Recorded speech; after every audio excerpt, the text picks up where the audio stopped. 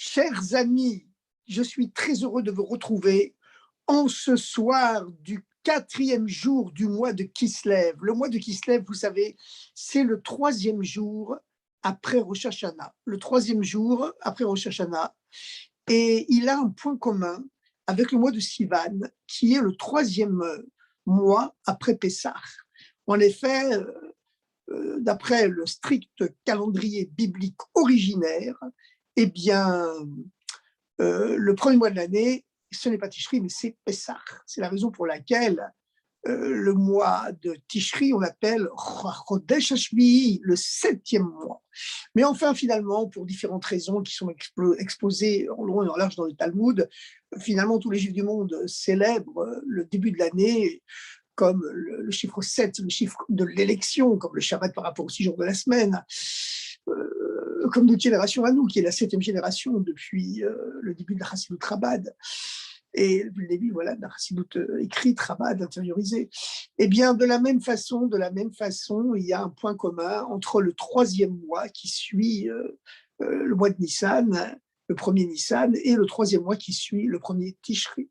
Eh bien, quel est ce point commun? C'est qu'au mois de Sivan, le troisième mois, a été donnée la Torah dévoilée. Vous savez que la Torah est comparée à un corps humain. La Torah est comparée à un corps humain. Ça semble étrange, mais c'est comme ça. D'ailleurs, finalement, le corps humain, il est fait à l'image de Dieu. C'est écrit en toutes lettres, car c'est à l'image de Dieu que l'homme a été créé. Et d'ailleurs, c'est basé sur le fameux passouk de la paracha de la vache rousse qui dit Zot Torah, Adam, ceci est la Torah, c'est l'homme. Adam qui amoud baoel, lorsqu'un homme mourra sous la tente, etc., il sera en contact avec un cadavre sous cette tente. À ce moment-là, l'homme devient impur par le contact avec le cadavre, même s'il ne l'a pas touché. Du moins qu'il y a un toit qui les coiffe tous les deux. Bon, en tout cas, la Torah est appelée Adam, elle est appelée homme. Dans l'homme, dans l'être humain, il existe une partie dévoilée, c'est son corps. Il existe une partie cachée, c'est son âme. De la même façon, dans la Torah, il existe une partie dévoilée, c'est la partie rationnelle, logique, appréhensible par l'intellect humain. En général, c'est le Talmud, bien sûr, avec le code de loi, puis avec toutes les histoires et toutes les lois qu'on trouve partout dans le Chumash, dans la Mishnah, etc., etc. Et puis, il y a l'âme de la Torah, c'est la Kabbalah, c'est les secrets de la Torah. Et puis, il y a les intermédiaires entre les deux, ce sont les nerfs qui irriguent la relation entre le corps et l'âme, ce sont les midrashim, ou les ramazim, les allusions, les gématriotes, les fabuleuses légendes, les allégories du midrash, voilà, qui sont les intermédiaires entre la partie dévoilée, le corps de la Torah, et la partie cachée, l'âme de la Torah. Il existe aussi l'âme de la Torah, ça c'est la chassidut, c'est l'âme de la Torah. L'âme de la Kabbalah, c'est la chassidut. Eh bien, donc, la Torah, elle est basée sur le chiffre 3. C'est pour ça qu'elle a été donnée le troisième mois, le mois de Sivan. Le 6 Sivan, c'est la fête de Shavuot qui marque le don de la Torah. Mais au mois de Kislev, le troisième mois depuis Rosh Hashanah, depuis le premier Tishri, il y a eu le don de Torah Chassidut, qui est célébré par évidemment le fameux Yud Tet Kislev, le nouvel an du chassidisme, par le Yud Kislev, la libération de prison également du deuxième rabbi de Lubavitch. Et puis, il y a la fête de Hanouka. La fête de Hanouka, c'est la fête de l'huile. Et l'huile, qu'est-ce que c'est l'huile? Eh bien, l'huile, c'est le liquide précieux qui oindra le Messie, qui oindra le Mashiach. Les rois d'Israël, ils sont oints par l'huile. Et le Mashiach, on l'appelle le Mashiach parce qu'il sera, ce qui signifie loin, O-I-N-T, loin du Seigneur, celui sur la tête duquel aura été versée l'huile. Et l'huile, ça représente les secrets des secrets de la Torah, l'âme de la Torah. La Torah simple, le corps de la Torah, est symbolisé par l'eau. Et les secrets de la Torah sont symbolisés par le vin. C'est la raison pour laquelle la valeur numérique du mot sod, qui veut dire le mystère, le secret, eh bien c'est la même valeur numérique 70 que le mot yain, qui veut dire le vin. Mais il existe un niveau encore plus haut que le vin. C'est un liquide, le liquide qui flotte au-dessus de tous les liquides. C'est le liquide qui oindra le Messie, le Mashiach, c'est l'huile. L'huile, elle a cette particularité qu'elle flotte au-dessus de tous les liquides, alors que tous les liquides, même le vin, éteignent le feu. Ils éteignent le feu. Ils peuvent éteindre le feu de l'âme, malheureusement. Eh bien, l'huile, elle allume le feu, elle entretient le feu. Et surtout, la grande particularité de l'huile, c'est que non seulement elle flotte au-dessus de tous les liquides, mais qu'elle ne se mêle à rien et en même temps, elle pénètre tout. C'est le paradoxe total. Elle ne se mêle à rien et elle pénètre tout.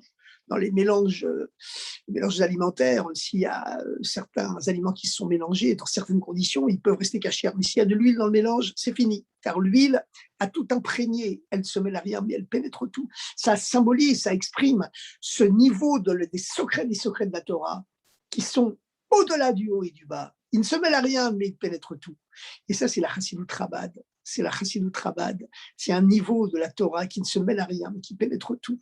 D'ailleurs, lorsque le premier rabbi de Lubavitch, le Admor Hazaken, a été libéré de prison, il s'est passé quelque chose d'extraordinaire. Dès qu'il a été libéré de prison, vous savez que la veille de sa libération, la veille de sa comparution devant les juges, le Baal Shem Tov et le Maggid de Mezerich, le successeur du Baal Shem Tov, qui avait pris d'ailleurs 2 fois la force du Baal Shem Tov.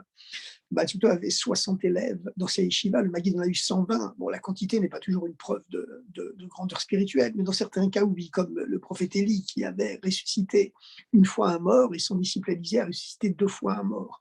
On connaît la fameuse histoire qui est racontée dans le Tanakh, que lorsque le prophète Élie, le dernier jour de sa vie, a frappé les eaux du Jourdain du pont de son manteau, les eaux se sont ouvertes comme à la traversée de la mer Rouge.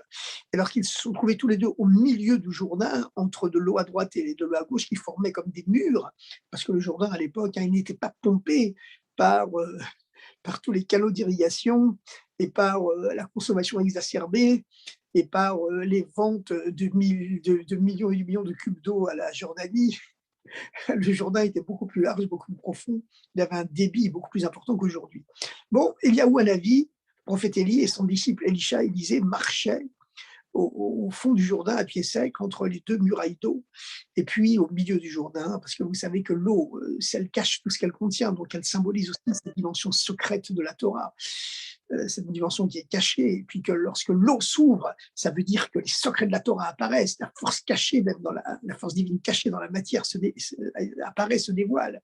C'est la raison pour laquelle il y a dû avoir l'ouverture de la mer Rouge avant le don de la Torah, et il y aura l'ouverture du fleuve avant l'avenue du Mashiach. L'ouverture du fleuve, c'est encore plus haut que l'ouverture de la mer, comme c'est expliqué dans la Kabbale et dans la Chassidoute pour différentes raisons. On l'expliquera une autre fois si vous voulez bien. En tout cas, la mer s'était ouverte pour Eliaou Hanavi et pour son disciple Elisha. Et à ce moment-là, Eliaou Hanavi, le prophète Élie, a demandé à son disciple Elisha, en français Élysée, n'est-ce pas, Élysée, les Champs-Élysées, la plus belle avenue du monde. Eh bien, il a demandé à son disciple Elisha, Élysée, quel est ton vœu le plus cher? Et Elisha, candidement, a répondu, prendre 2 fois ta force. Eliaou a répondu, si tu vois dans quelques instants le char de feu qui descendra du ciel, attelé à des chevaux de feu, et qui m'emmènera avec mon corps au ciel, tu prendras 2 fois ma force. Et si tes yeux ne sont pas capables, ils ne sont pas suffisamment purs pour voir cela, non, tu ne les prendras pas.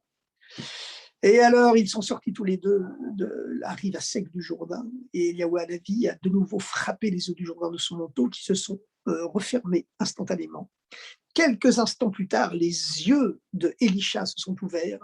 Il a vu un char de feu attelé à des chevaux de feu qui descendaient du ciel sur la terre. Eliaou Hanavi avec son corps qui est monté dans ce char de feu, qui est remonté avec son corps au ciel. C'est le seul personnage biblique dont on dit qu'il est remonté avec son corps au ciel. Le Baal Shem Tov, remarquez, le dernier jour de sa vie, a dit que s'il voulait, il pourrait remonter avec son corps au ciel. Il aurait pu remonter avec son corps au ciel comme le prophète Élie, mais il a refusé de le faire en disant « Je préfère accomplir le commandement qui met Afar Tetse, de la terre tu es issu, ou les Afar Tachouv, et tu retourneras à la terre pour rester en compagnie de tous les juifs simples du monde, qu'on appelle familièrement les Amé Haaretz, le peuple de la terre. » Eh bien, voilà. Alors tout cela pour dire quoi? Pour dire que de la même façon que Elisha a pris 2 fois la force du prophète Élie, pour ça il a ressuscité 2 fois un mort, contre Eliaou Hanavi qui avait ressuscité 1 fois un mort dans sa vie. Et c'est parce que le fait qu'il ait ressuscité 2 fois un mort, c'est pas une preuve qu'il était 2 fois plus grand, mais on sait très bien que la bénédiction de Eliaou Hanavi, tu prendras 2 fois ma force si tu arrives à me voir monter dans ce char de feu, elle s'est accomplie sur lui. De la même façon, le deuxième maître du chassidisme, le Maggid de Mezerich, a pris 2 fois la force du Baal Shem Tov. Et c'est la raison pour laquelle aussi cette dimension, cette supériorité spirituelle s'incarnait aussi dans la dimension matérielle, ce qui arrive à certains êtres d'exception.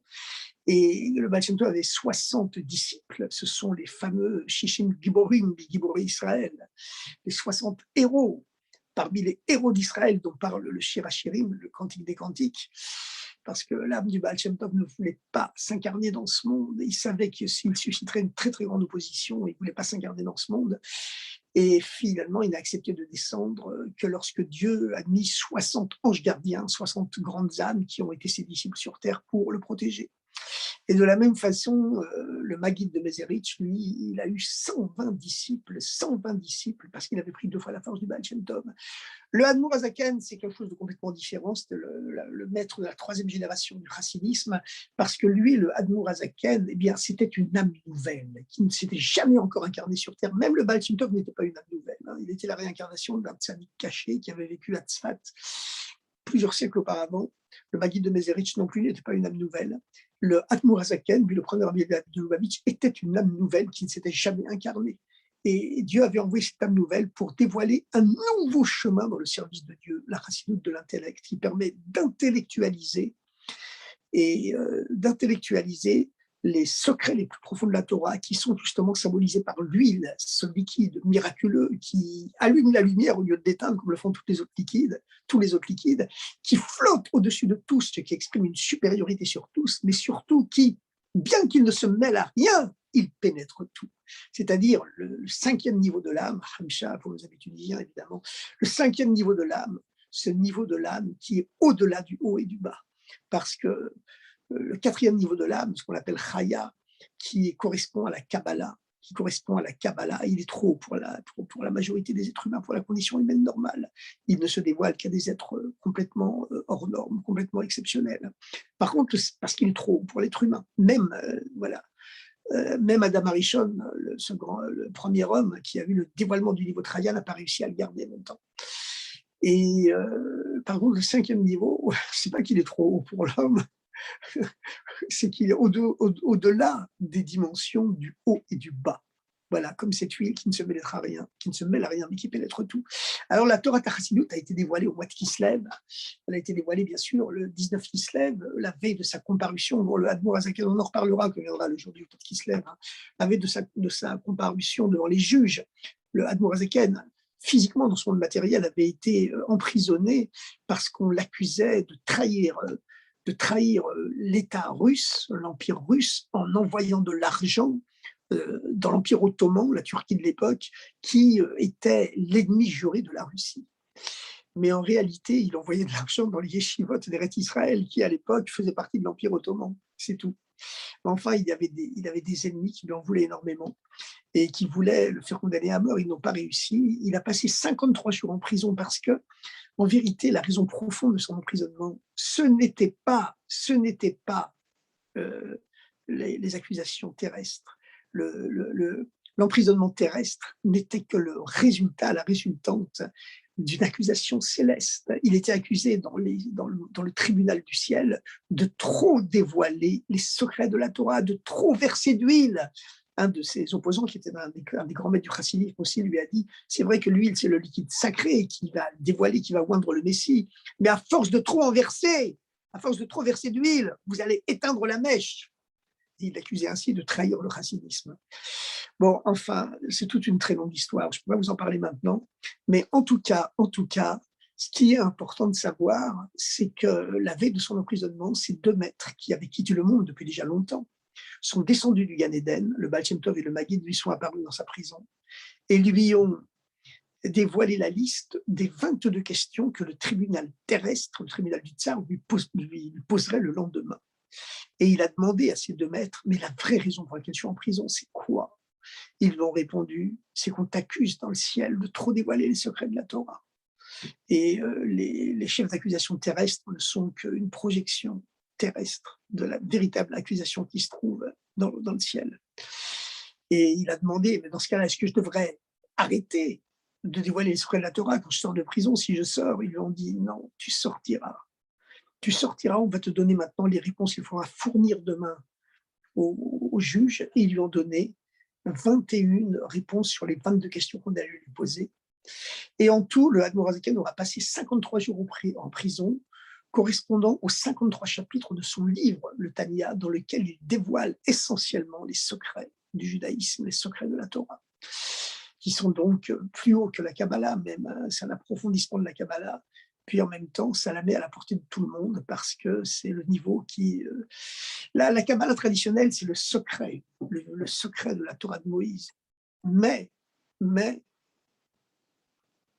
le, la chassidoute, c'est pas seulement les secrets de la Torah de Moïse, c'est un avant-goût déjà de la Torah du Messie, de la Torah du Mashiach. Bien, alors le lendemain, il a tellement ébloui ses juges qu'il a été libéré. Et il a répondu tellement brillamment à toutes les questions que voilà, il a été libéré. Alors c'est, voilà, vous voyez, la Torah a été donnée le 3e mois, la Torah dévoilée, le mois de Sivan, et les secrets de la Torah qui est cet avant-goût de la Torah du Mashiach, la Torah de la Chassidoute, elle a été dévoilée aussi le 3e mois, à partir du premier Tishri, parce qu'en vérité, tout le judaïsme est fondé sur le chiffre 3. Tout le judaïsme est fondé sur le chiffre 3.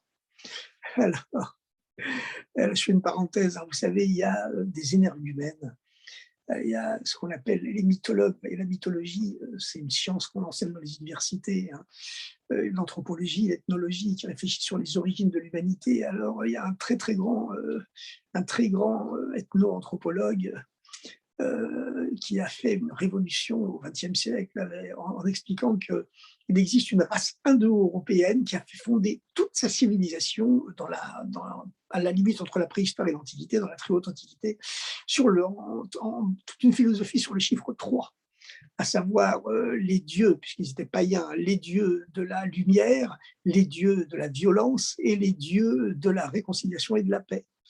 Et alors, il paraît que ce grand intellectuel, hein, qui est encensé dans toutes les universités du monde, expliquait que ça n'existe pas dans aucune autre civilisation que chez les Indo-Européens, c'est-à-dire évidemment les ancêtres des nazis, mais aussi les ancêtres de tous les Européens. Et même, c'est l'ère indo-européenne, d'après les scientifiques. J'explique ça pour vous montrer un rapport qu'il y a avec la Torah, que je vais vous dire dans quelques instants, et pour vous montrer que toute la base de la Torah, c'est le chiffre 3, hein. D'ailleurs, comme le dit le Talmud, Orion Klitai, la Torah triple, a été donnée au 3e mois par le 3e, Moshe Rabbeinu, qui était le 3e de sa famille, derrière sa grande sœur Myriam et son grand frère Aaron, au peuple triple, c'est le peuple juif, qui est composé de Kohanim, Lévim et Israélim, et la Torah, cette Torah qui est elle-même triple, puisqu'elle est composée du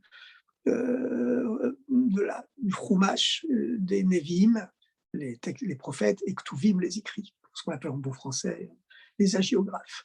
Bon, en tout cas, donc il estimait, et puis alors il a été reconnu, encensé par tous les ethnologues et les anthropologues du monde, et c'est encore aujourd'hui la star universelle de l'ethnologie, de l'anthropologie, de la sociologie dans toutes les universités du monde.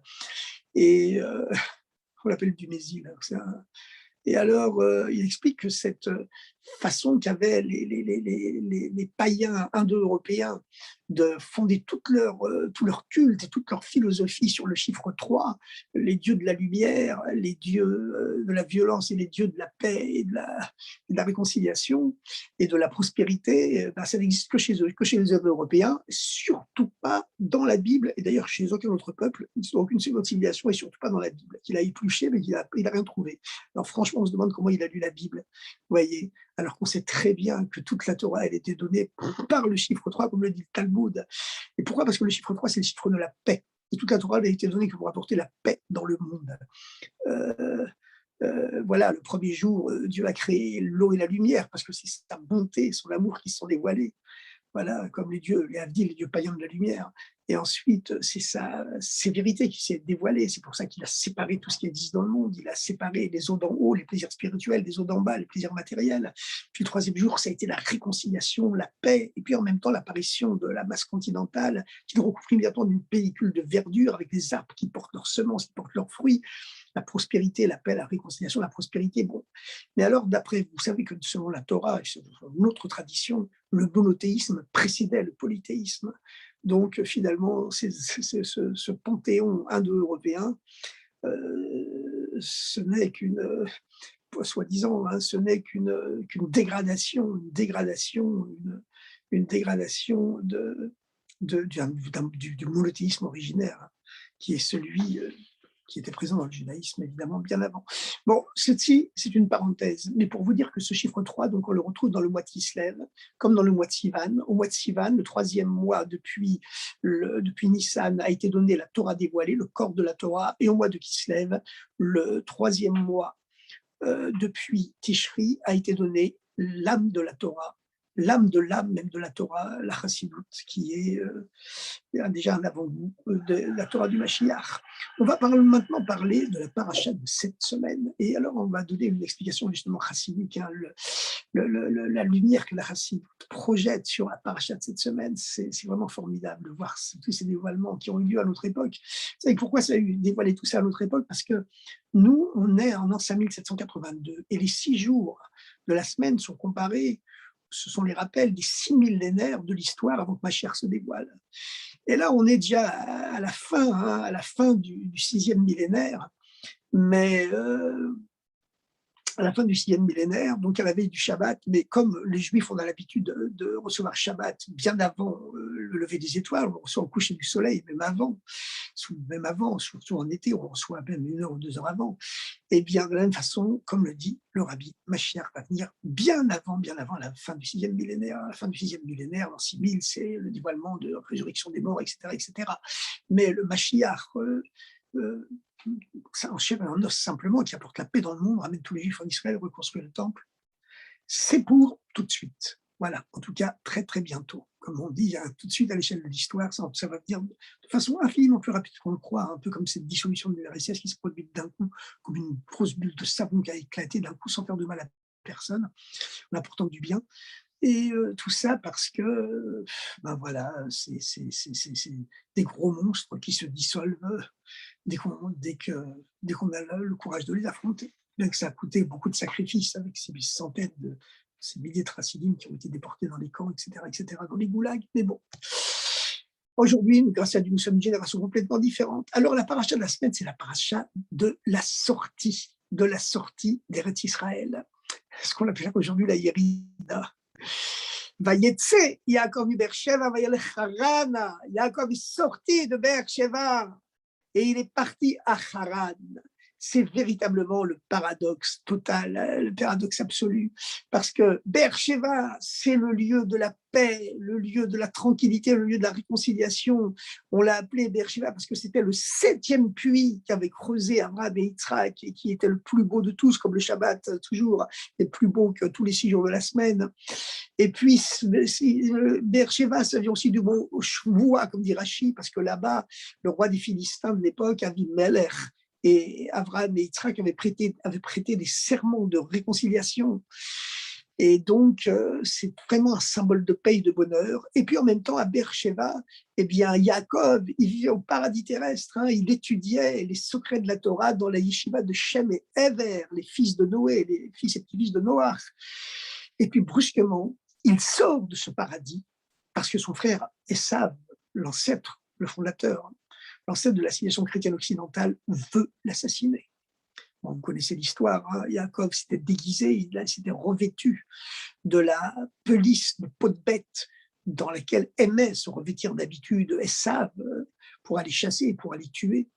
Mais cette fois-ci, il s'en était pas servi et pendant qu'il était parti chasser, eh bien sa mère, Rivka, leur mère, voilà, revêtu son fils Yaakov, qu'elle jugeait beaucoup plus digne de recevoir les bénédictions que Esav. Et Yitzhak voulait bénir Esav parce qu'il savait que Esav était tombé très très bas. Et il pensait qu'avec grâce à sa bénédiction, il pourrait le relever.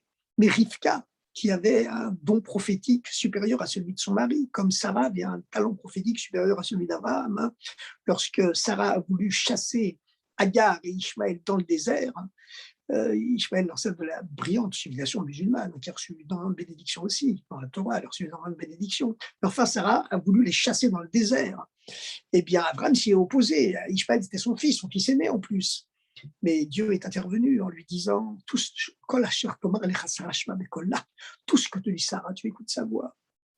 Sous-entendu, comme le dit Rashi, parce qu'elle est plus grande prophétesse que toi. Ben, la même chose pour le rapport entre Rivka et son mari Yitzhak. Yitzhak voulait donner sa bénédiction finale à son fils Esav, parce qu'il savait, même s'il était aveugle, il savait que son fils Esav était un charlatan, un menteur, un voleur, et même un tueur et un violeur. Il connaissait les méfaits de son fils. Il s'est dit, seule ma bénédiction pourra le sauver, le ramener, le faire remonter à la surface, lui faire respirer le parfum du paradis, qui pourra lui donner une bouffée d'oxygène spirituel et le sauver des marécages où il est tombé. Mais Rivka savait que pas du tout. La bénédiction devait revenir à Yaakov. Parce que si Esav recevait cette bénédiction, eh ben, ça aurait encore renforcé ses défauts et le mal qu'il avait en lui. Par contre, elle savait que Yitzhak, elle était consciente que Yitzhak, le père, n'avait pas la force spirituelle nécessaire pour relever le niveau de Esav, son fils.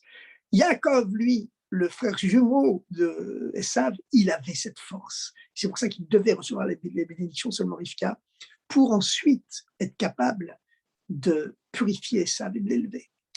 Bon, vous connaissez la suite, il a reçu les bénédictions, voilà, lorsque Yitzhak commence à palper la peau de bête c'était la peau de bête de Nemrod, hein, le roi qui avait construit la tour de Babel, que Esav avait tué et lui avait pris cette peau de bête. Eh bien, on dit aussi, les Midrashim disent que c'était la peau qui appartenait déjà à Adam Arishon, le premier homme, donc elle était chargée d'un symbole très profond. Et donc, Yitzhak était vraiment très étonné parce que la façon polie, gentille dont Yaakov s'adressait à lui, elle n'était pas du tout celle de Esav.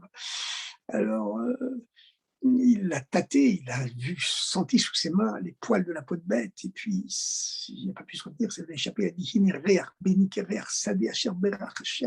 voici le parfum de mon fils, et comme le parfum du champ que Dieu a béni, le parfum du Gan Eden. Parce qu'il avait séjourné au Gan Eden dans sa jeunesse, et il se souvenait du parfum du Gan Eden, nous dit le Midrash. Donc il l'a reconnu.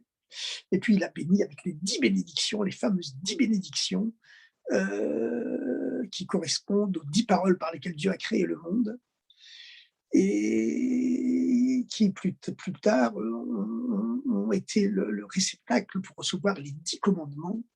Les 10 paroles par lesquelles Dieu a créé le monde, elles ont créé un monde fini, figé, fixe, obéissant à des lois fixes, qui n'a pas de liberté de désobéir aux lois de la gravitation universelle ou aux lois de la relativité, etc. Par contre, les 10 commandements, eux, ils créent la liberté humaine, la liberté d'obéir ou de ne pas obéir, de se référer ou de ne pas se référer à cet étalon spirituel, universel que sont les 10 commandements. Donc, c'est une dimension surnaturelle qui se glisse dans le naturel.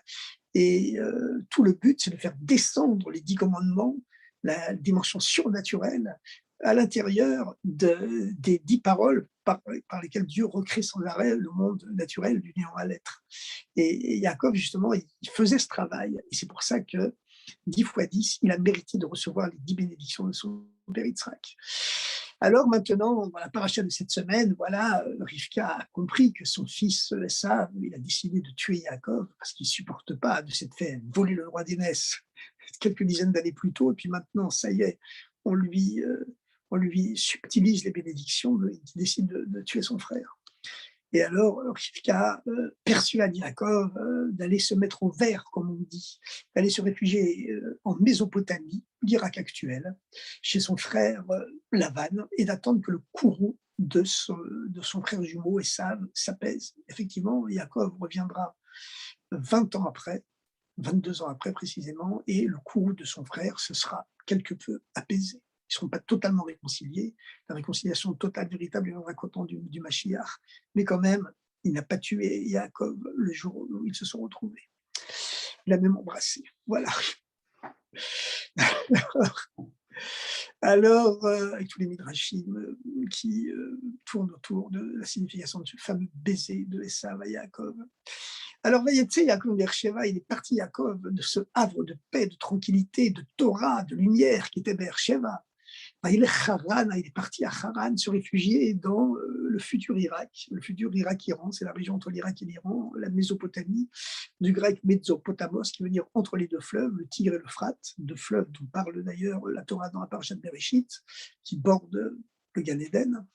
Le Gan Eden se trouve entre les quatre fleuves, qui, d'après quelque part, entre donc le, le Nil, l'Euphrate, le Tigre, peut-être le Gange, peut-être le Gange. Bon, voilà. Bon, on peut dire aussi le Jourdain. Enfin, en tout cas, c'est dans cette région du monde, voilà, le Moyen-Orient, qui va jusqu'aux frontières de l'Asie du Sud.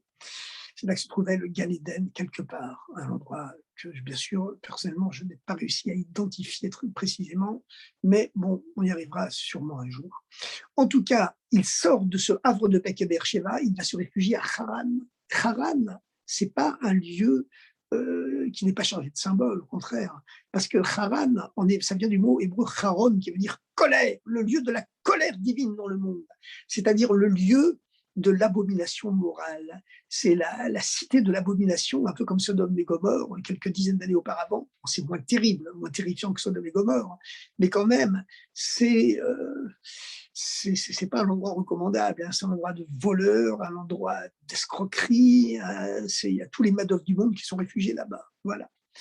Et il y a Lavan, qui veut dire le blanc, qui est à l'origine son âme, elle possédait la blancheur suprême, mais quand elle est descendue sur terre, elle est devenue la noirceur suprême. C'est le roi des escrocs du Moyen-Orient. Et c'est là-bas que Yaakov va vivre pendant 20 ans. Et c'est là-bas qu'il va se marier, là-bas qu'il va faire fortune, là-bas qu'il va fonder un foyer, là-bas qu'il va engendrer ses 12 fils, qui sont les pères des 12 tribus d'Israël. Et Yaakov, c'est l'élu des patriarches. C'est l'élu des patriarches. Le Midrash dit de lui qu'il avait la même beauté que celle de Adam, parce que de même que Adam était une âme cosmique, l'âme universelle, qui contenait en lui toutes les âmes destinées à s'incarner jusqu'à la fin des temps, elles étaient toutes incluses dans l'âme cosmique universelle de Adam, le premier homme, l'âme originaire, l'homme originaire. Et c'est pour ça que lorsque le serpent antérieur a fait tomber Adam, il a fait tomber du même coup toute l'humanité, parce que toutes les âmes de l'humanité présentes et à venir jusqu'à la fin des temps étaient contenues dans l'âme de Adam. Et Yaakov, lui, qui possédait, vous dit le Midrash, la même beauté que celle de Adam, il contenait aussi toutes les âmes de l'humanité. Mais lui, il a réussi à les relever, à relever l'humanité de sa chute qu'avait produit Adam. Et donc, c'est l'élu des patriarches, hein. C'est pour cela qu'il a réussi à transmettre sa spiritualité, le judaïsme, à l'ensemble de ses enfants, de ses fils. Aucun l'a dévié, parce que son influence spirituelle était tellement forte que personne ne pouvait lui échapper. Abraham, lui, n'a pas réussi à transmettre sa spiritualité à tous ses enfants. Ishmaël a dévié de la spiritualité originelle d'Abraham pour devenir l'ancêtre de la brillante civilisation musulmane, clair. De la même façon, Ésaü, qui était le frère jumeau aîné de Yaakov, il a dévié aussi de la transmission spirituelle que voulait lui transmettre Yitzhak, et il est l'ancêtre de la civilisation chrétienne occidentale. Par contre, Yaakov, lui, même si Réhouven, à un moment donné, a donné beaucoup de soucis à Yaakov, mais malgré tout, la Torah, le Talmud nous dit que tout celui qui dit que Réhouven a péché en bouleversant la couche de son père lorsqu'il a voulu se venger l'affront de sa mère, puisque à la mort de sa mère, Léa, au lieu de s'établir dans la tente de Rachel, eh bien, non, pardon, c'est le contraire. Lorsque Rachel est morte, au lieu d'aller s'établir dans la tente de Léa, Yaakov a été s'établir dans la tente de la servante, Bila, la servante de Rachel. Donc, Abraham est rentré en conflit grave avec son père. Bon, finalement, le conflit a été résorbé, mais le mal quand même avait été fait. Mais néanmoins, lorsque Yaakov bénit ses fils, lorsqu'il parle de Réhouven, il dit Yeter Sed, Yeter Oz, tu es mon aîné, tu es celui qui a bénéficié de la plus grande force et la plus grande puissance spirituelle, bien sûr. Donc, il a réussi à transmettre la Torah à ses 12 fils. C'est pour ça qu'on dit de lui que il n'est jamais mort, parce que comme sa descendance est vivante, lui aussi reste vivant, ce qui n'est pas dit au sujet d'Abraham et de Yitzhak. En tout cas, il y a un très grand enseignement à tirer de cela, puisque Yaakov, c'est l'élu des patriarches. Et quel est cet enseignement? Eh bien, c'est que lorsqu'on a la chance d'avoir reçu une éducation juive, d'avoir vécu dans un milieu protégé, eh bien, un Beersheba personnel, familial, eh bien, puis de sérénité personnelle et familiale, et de spiritualité personnelle, familiale, éducative, scolaire, eh bien, vient le moment où il faut accepter de sortir de chez soi et d'aller à Haran, c'est-à-dire ne pas hésiter à aller dans la rue où on rencontre des juifs tatoués avec des boucles d'oreilles, le crâne rasé, etc., qui ne mangent pas toujours cachère, etc., pour les ramener au judaïsme, pour les ramener à la Torah. Il ne faut pas avoir peur de descendre à Haran. Et on voit une chose extraordinaire. C'est qu'au début de sa sortie d'Eretz Israël, eh bien, Yaakov a atteint l'endroit où se dresserait plus tard l'autel du temple de Jérusalem. Il est écrit là-bas, Vaïvga Bamakot, il a atteint le lieu où plus tard allait se dresser l'autel du temple de Jérusalem. Et là-bas, il a été pris d'une torpeur voulue par Dieu, ici endormi. Et il a vu la fameuse échelle qui reliait la terre au ciel et le ciel à la terre, les anges d'Eretz Israël qui remontaient à leur source, puisqu'il est arrivé à la frontière, et les anges de la diaspora de la Gola qui descendaient pour l'accompagner dans son voyage d'Angola, parce qu'il allait là-bas pour purifier les étincelles divines, tomber en exil dans la matérialité du monde, et qui se trouve en exil dans les endroits à chaque fois où la moralité des hommes est la plus mauvaise. C'est là-bas que les étincelles de Dieu sont en exil. C'est là-bas que Dieu, à chaque génération, envoie le peuple juif dans les lieux de la matérialité grossière, où les gens ne pensent qu'au matériel, comme à l'époque Haran, la ville qui mettait Dieu en colère, puisque l'étymologie de Haran, c'est Haron, qui signifie la colère ville, colère city, comme on dirait en Amérique. Eh bien, lorsqu'on voit que lorsque Yaakov a dormi, il a vu le dévoilement de Dieu en rêve. Il a eu le dévoilement de Dieu, les anges qui montent, les anges d'Israël qui remontent à leur source, les anges de la diaspora qui descendent sur cette fameuse échelle qui relie la terre au ciel, et Dieu au-dessus qui le bénit dans son rêve. Il se réveille, ce n'était qu'un rêve. Par contre, lorsque 20 ans plus tard, il revient en Eretz Israël avec ses 12 fils, avec sa fortune, après avoir fondé les 12 tribus du peuple juif, les 12 tribus d'Israël, avoir travaillé dans le monde matériel pour faire des juifs, pour faire descendre des âmes, faire des juifs, se mettre au service du peuple juif, quand il revient de Haran, le lieu de la colère divine dans le monde, après avoir accompli sa mission, il arrive de nouveau à la frontière d'Eretz Israël, c'est la fin de la parashat Vaïtse, il est écrit ouvertement,